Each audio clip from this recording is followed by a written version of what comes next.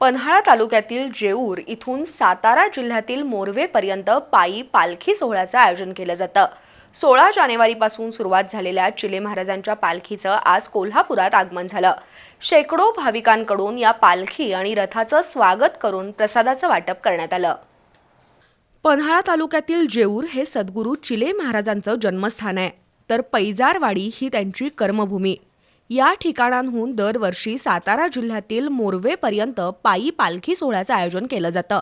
16 जानेवारी रोजी जेऊरपासून पायी पालखी सोहळ्याला सुरुवात झाली। पैजारवाडीहून ही पालखी कोल्हापुरातील पंचगंगा घाटावरील श्री गुरु सिद्धेश्वर बुवा महाराज मंदिरापर्यंत आली। तिथं पालखीचा मुक्काम होता।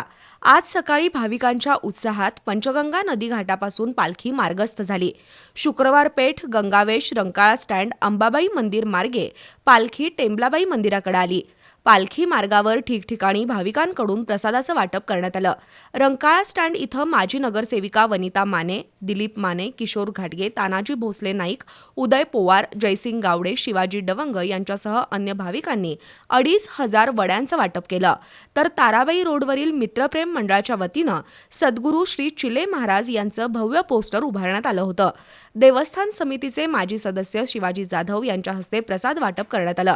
मीनाक्षी हिंगमिरे, शिवाजी जाधव, बाळासाहेब कुंभार, राजू बरमदे, विकास जाधव, अमित देवकर, उमेश पाटील, रणजित कथलकर, उत्तम निगवेकर यांच्यासह शेकडो भाविक या पालखी सोहळ्यात सहभागी आहेत।